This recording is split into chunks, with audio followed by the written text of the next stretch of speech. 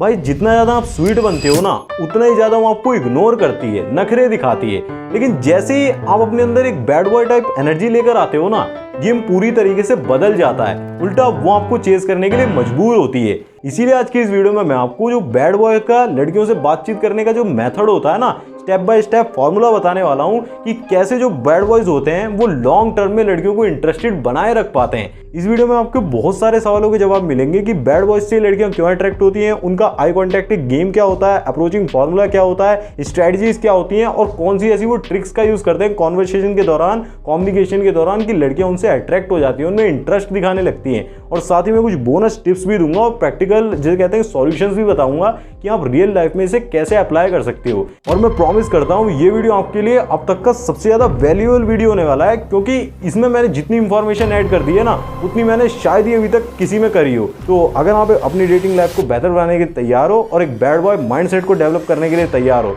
इसके पीछे दुनिया पागल है। तो चलिए फिर वीडियो की शुरुआत करते हैं।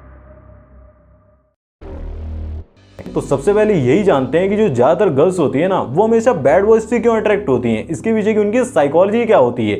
सबसे पहली चीज होती है unpredictability is equal to excitement. जो उनकी अनप्रिडिक्टेबिलिटी होती है ना, वो हर चीज को खुलकर नहीं बताते, थोड़ा मिस्टीरियस से बनकर चलते हैं। मतलब उसको पता नहीं होता है कि ये एक्चुअल में मेरे सामने जैसा दिख रहा है या फिर मेरे सामने जैसा बिहेवियर शो कर रहा है एक्चुअल में वैसा है भी या फिर नहीं। ज़्यादा वो खुलकर बात नहीं करते हैं। तो वही चीज़ उनके अंदर एक्साइटमेंट पैदा करती है, उनके अंदर थ्रिल लेकर आती है। और दूसरी चीज़ होती है कॉन्फिडेंस। जितना ज़्यादा कॉन्फिडेंस दिखाते हैं ना, उससे उन्हें ये तो फील होता है कि ये मुझे सेफ्टी देगा, ये अपनी लाइफ में कुछ ऐसा कर रहा है जिसकी वजह से ये बहुत ज़्यादा कॉन्फिडेंट है, मतलब सेफ्टी तो मिलने ही वाली है। साथ ही ये बहुत ही ज़्यादा चैलेंजिंग भी होता है, क्योंकि जिसके अंदर कॉन्फिडेंस है उसे अट्रैक्ट करने के लिए मुझे बहुत ही ज़्यादा वैल्यू देनी पड़ेगी, कुछ दिखाना पड़ेगा, तभी ये मेरी तरफ अट्रैक्ट होगा। और साथ में तीसरे नंबर पर चीज़ जो होती है वो होती है detachment is equal to power. जब आप डिटैच्ड होते हो, डिस्टेंस भी मेंटेन करके चलते हो, इग्नोर भी मारते हो, अपने एटीट्यूड में रहते हो, अपनी एक वाइब क्रिएट करके चलते हो, तब वो और भी ज़्यादा अट्रैक्टिव फील करती हैं। इसीलिए जो लड़कियां होती हैं ना, वो हमेशा बैड बॉयज से इसी वजह से अट्रैक्ट हो जाती हैं, क्योंकि वो अपनी एक वाइब रखते हैं, एक मिस्टीरियस सी वाइब रखते हैं। जब वो लड़कियों की हर बात पे एग्री नहीं करते हैं, उन्हें मतलब ऐसे ट्रीट करते हैं कि तू एक नॉर्मल लड़की है, बिल्कुल प्रिंसेस ट्रीटमेंट नहीं देते हैं, नॉर्मल लड़की की तरह ट्रीट करते हैं कि और भी तो लड़कियां हैं दुनिया में, तेरी बॉडी में भी, मेरी बॉडी, मतलब बहुत सारे लड़के लड़कियां हैं दुनिया में। कोई अलग से तुझे नहीं बना दिया गया है कि तू बहुत ज़्यादा खूबसूरत है, तुझे प्रिंसेस ट्रीटमेंट दे रहा हूँ। वो रूड भी नहीं होते इतने ज़्यादा कि बेइज्जती कर रहे हैं, डिसरिस्पेक्ट नहीं करते हैं, बल्कि अपनी एक वाइब क्रिएट करके चलते हैं, कॉन्फिडेंट वाइब। लड़कियों को क्या चाहिए होता है, इमोशनल थ्रिल चाहिए होती है, जो कि बैड बॉयज इमोशनल थ्रिल बहुत ही अच्छे से देते हैं। वो उनसे ओवर टॉकिंग बिल्कुल भी नहीं करते हैं, उनकी हर बात पे बिल्कुल भी एग्री नहीं करते हैं। मतलब कुछ बातों में एग्री करते हैं, ऐसा नहीं कि बिल्कुल ही नकार देते हैं, रूड बन जाते हैं, नहीं, बल्कि कुछ बातों में डिसएग्री भी करते हैं, मुंह पे बोल देते हैं कि ये चीज़ मुझे पसंद नहीं है। अगर रेड फ्लैग दिख रहा है तो वो भी मुंह पे बोल देते हैं, अपनी एक वाइब क्रिएट करके चलते हैं। जैसे कई सारे एग्जाम्पल आपने देख रखे होंगे, अर्जुन रेड्डी हो गया, कबीर सिंह हो गया, या फिर रॉकी भाई हो गया। इन लोगों का जो ओपिनियन होता है ना, उसमें बहुत ही ज़्यादा दम होता है। ये अपना ओपिनियन होता है ना, बहुत ही ज़्यादा क्लियर करके चलते हैं। ये लड़कियों के लिए नहीं जीते हैं, बल्कि लड़कियों को ऐसे देखकर चलते हैं कि मेरी लाइफ में वैल्यू ऐड कर रही है तो इसे अपनी लाइफ में रखूंगा वरना नहीं रखूंगा। ये अपने लिए जीते हैं, बहुत ही ज़्यादा क्लियरिटी के साथ जीते हैं, इसीलिए बहुत ही ज़्यादा अट्रैक्टिव लगते हैं, बहुत ही ज़्यादा अलग से लगते हैं। अगर आपने इनमें से एक भी मूवी देखी होगी तो आप समझ रहे होंगे। अब बैड बॉयज के आई कॉन्टैक्ट गेम को समझते हैं कि किस तरीके से ये जो बैड बॉयज होते हैं, ये सिर्फ आई कॉन्टैक्ट की मदद से ही लड़कियों को इंटरेस्टेड बना देते हैं, मतलब उन्हें अट्रैक्ट कर पाते हैं एफर्टलेसली। इसके लिए वो क्या करते हैं, सबसे पहली चीज़ ये होती है टॉक लेस लुक मोर। वो बातें कम करते हैं, देखते ज़्यादा हैं। पता है वो क्या करते हैं, वो उनकी आइज़ में बहुत ही ज़्यादा डीपली देखते हैं, 3 से 4 सेकंड के लिए वो डीपली देखते हैं। और सेकंड चीज़, वो स्लाइटली स्माइल रखते हैं अपने चेहरे पे, एक छोटा स्पार्क रखते हैं, मतलब कि मेरे को तुम्हारे बारे में कुछ पता है, जो कि कॉन्फिडेंस की निशानी होती है। आपको ऐसे दांत नहीं दिखाने हैं, मतलब नॉर्मली ऐसे स्माइल कर रहे हो आप नॉर्मली, जिससे कि सामने वाले को ऐसा लगता है कि कुछ तो इसके अंदर है, कुछ तो मिस्टीरियस से छुपा रहा है। तीसरी चीज़, वो आई कॉन्टैक्ट को ब्रेक तो करते हैं, बट स्लोली, सडनली नहीं, एकदम से ऐसे नहीं कि इधर देख रहे थे एकदम से ही जिसे कहते हैं कि मूव कर गए। और ये कॉन्फिडेंस की निशानी भी होती है कि जब आप रोड पर भी चल रहे हो या फिर किसी से बात कर रहे हो तो आप उसकी तरफ ही देख रहे हो, और आपको ऐसे देखना है जैसे कि आप एक पेंटिंग को देख रहे हो। ये पहले ही मैं वीडियोस में बता चुका हूँ, आपको घूरना नहीं है कि आप बड़ी बड़ी आंखें करके उसकी तरफ देख रहे हो या बहुत ही डेथ स्टेयर दे रहे हो। अगर ज़्यादा आप घूरोगे थॉमस शेल्बी वाला कि आप नॉर्मली उसे देखे जा रहे हो, तो इससे सामने वाला बहुत ही ज़्यादा अनकंफर्टेबल भी हो सकता है। आपको ऐसे देखना है कि मैं तुम्हारे बारे में कुछ जानता हूँ और मैं बहुत ही ज़्यादा कॉन्फिडेंट हूँ, मैं तुमसे डरता नहीं हूँ। और उसके बाद ही वो दोबारा से चौथे नंबर पर वापसी आ जाते हैं। मतलब आई कांटेक्ट तोड़ा, स्लोली तोड़ा और सडनली वो जाके थोड़ा वापसी भी आ जाते हैं। ऐसा नहीं कि एकदम आई कांटेक्ट ब्रेक कर दिया और फिर दोबारा देख ही नहीं रहे, ऐसा भी नहीं करते हैं। आई कांटेक्ट करने से उसके दिमाग में एक इलेक्ट्रिकल सिग्नल जा रहा होता है कि I see you, I am not scared of you, मैं तुमसे डरता नहीं हूँ। और ये जो लाइन होती है ना, I see you, I am not scared of you, ये एक नॉन वर्बल सबसे ज़्यादा पावरफुल लाइन होती है। और अगर आप ऐसा करने में कामयाब हो जाते हो ना, तो सामने वाले जो पर्सन होगा ना, वो आपसे बहुत ही ज़्यादा अट्रैक्टेड फील करेगा, उसको एक मिस्टीरियस वाइब महसूस होगी जो कि उसे आपके बारे में जानने में क्यूरियोसिटी और भी ज़्यादा बढ़ा देगी, अट्रैक्शन और भी ज़्यादा बढ़ जाएगा। अब मैं आपको बैड बॉयज़ के कम्युनिकेशन स्टाइल के बारे में बताता हूँ, जहाँ पर वो 5 गोल्डन रूल्स का यूज़ करते हैं। सबसे पहला रूल होता है स्पीक स्लो, स्पीक लो।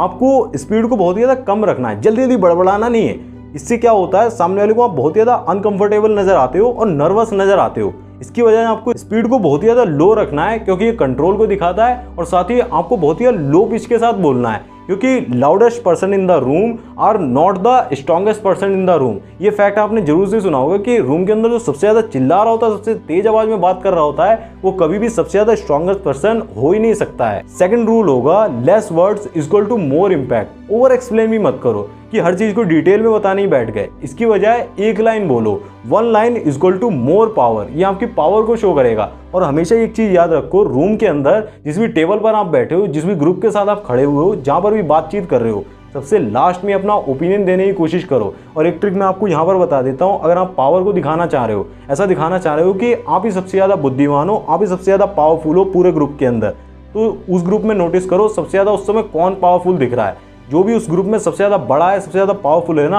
आपको उसके बाद बोलना है। उससे पहले बोलोगे तो नॉर्मल जिसे कहते हैं लिसनर्स में आ जाओगे, बट उसके बाद बोलोगे तो लीडर्स में आओगे। बंदा बोल रहा है, उसके अंदर पावर एक्चुअल में, उसके बाद आप बोल रहे हो, आपकी अथॉरिटी ज़्यादा है। तीसरा रूल होगा tease her but with a smile. आपको स्माइल के साथ टीज करना सीखना है। जैसे कि तेरे जो सन ग्लासेस हैं वो तो तुझसे ज़्यादा एटीट्यूड में है, अरे ये तो कमाल ही हो गया।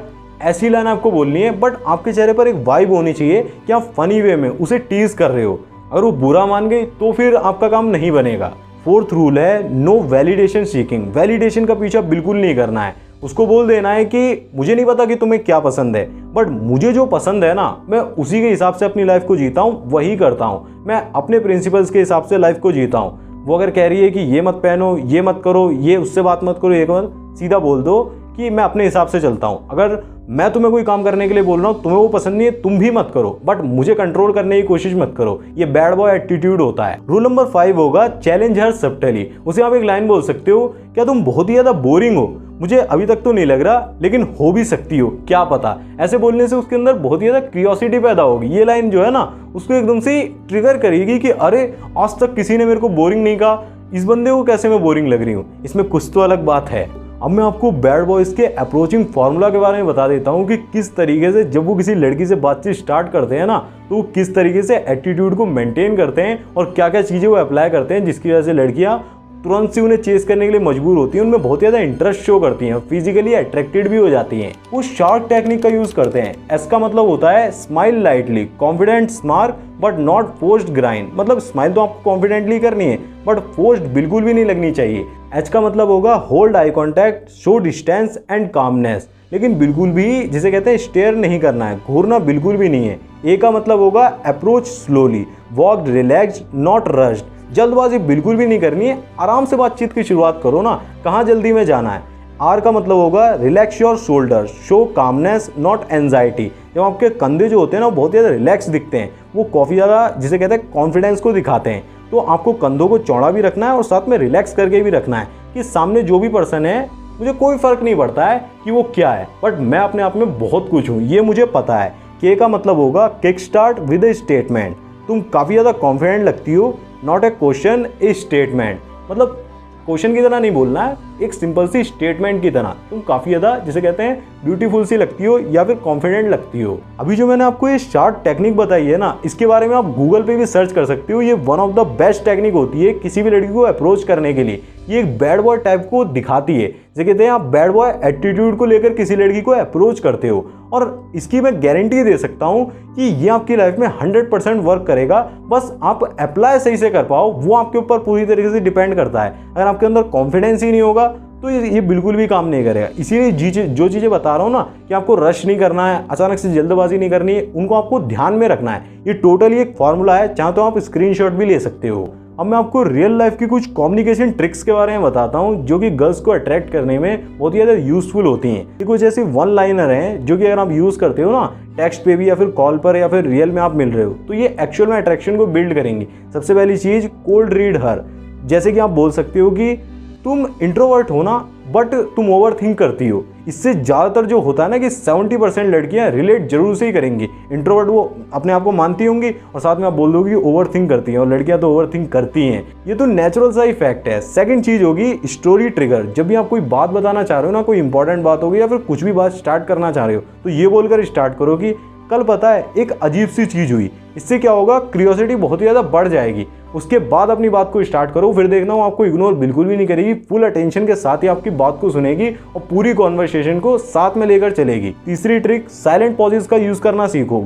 बातचीत के बीच में थोड़े बहुत पॉज लेना भी आपको बहुत ही ज़्यादा मिस्टीरियस और पावरफुल दिखाता है। चौथी चीज़, वॉइस मॉड्यूलेशन की प्रैक्टिस करो, यानी कि अपनी आवाज़ से इमोशन पैदा करने की कोशिश करो। कभी तो बहुत ही ज़्यादा काम और कभी ज़्यादा एंगर भी शो कर सकते हो, कभी ज़्यादा इमोशनल भी शो कर सकते हो। अपनी आवाज़ में इमोशन लेकर आओ। अब मैंने आपको स्क्रीन पर बैड बॉयज़ की कॉन्वर्सेशन का एग्जाम्पल दे दिया है कि किस तरीके से वो लड़कियों से बात करते हैं और किस तरीके से उन्हें ट्रीट करते हैं, फ्लर्टी वे में बात करते हैं, बहुत ही ज़्यादा चिल वाइब को शो करते हैं, मिस्टीरियस भी बनकर चलते हैं और बहुत ज़्यादा अमेजिंग से दिखते हैं। आप एक बार वीडियो को पॉज करके उसे जरूर से ही पढ़ो। दोस्तों, वीडियो का कंक्लूजन यही है कि communication is not about lines, it's about your vibe. आप किस वाइब के साथ लड़की को अप्रोच करने जा रहे हो। आप बहुत ज़्यादा रिलैक्स्ड फील करते हो, आप रिलैक्स्ड एनर्जी के साथ जाते हो, बहुत ज़्यादा कॉन्फिडेंट फील करते हो और साथ में ओवर थिंक बिल्कुल भी नहीं करते हो, तो ऑटोमेटिकली लड़की आपको नोटिस भी करती है, आपसे इंप्रेस भी होती है और साथ में उसके अंदर क्यूरियोसिटी भी पैदा होती है, वो आपसे ज़्यादा से ज़्यादा बात करना चाहती है। लेकिन वहीं पर आप बहुत ज़्यादा कंफ्यूज नज़र आते हो, बहुत ज़्यादा नर्वस नज़र आते हो, जैसे कहते हैं कि हड़बड़ाना शुरू कर देते हो, तो जल्दबाजी करते हो, तो ऑटोमेटिकली आपसे दूर जाने की कोशिश करती है। अब मैंने आपको डिस्क्रिप्शन बॉक्स में और कमेंट में कुछ ऐसे वन लाइनर दे दिए हैं जो कि अगर आप बातचीत की शुरुआत करना चाहते हो ना, तो आपके लिए बहुत ही ज़्यादा वैल्यूएबल होंगे। उन्हें एक बार जरूर से ही पढ़ लेना। बाकी अगर आप ये जानना चाहते हो ना कि इग्नोर करने का जो परफेक्ट तरीका क्या होता है, मतलब पिछली वीडियो में मैंने आपको बता दिया है, वो वीडियो की लिंक मैंने यहाँ पर दे दी है, उस पर क्लिक करके एक बार देख लो कि बैड बॉयज किस तरीके से जिसे कहते हैं इग्नोर करने के मेथड को यूज़ करते हैं, चेस साइकोलॉजी क्या होती है, सब कुछ इस वीडियो में डिटेल में एक्सप्लेन कर दिया। एक बार देख लेना, बहुत ज़्यादा वैल्यूएबल होगी। तब मैं मिलूंगा आपसे उसी वीडियो में, तब तक के लिए ऐसे वीडियोज़ को देखते रहें। धन्यवाद। जय श्री राम। अपना ध्यान रखें, खुश रहें।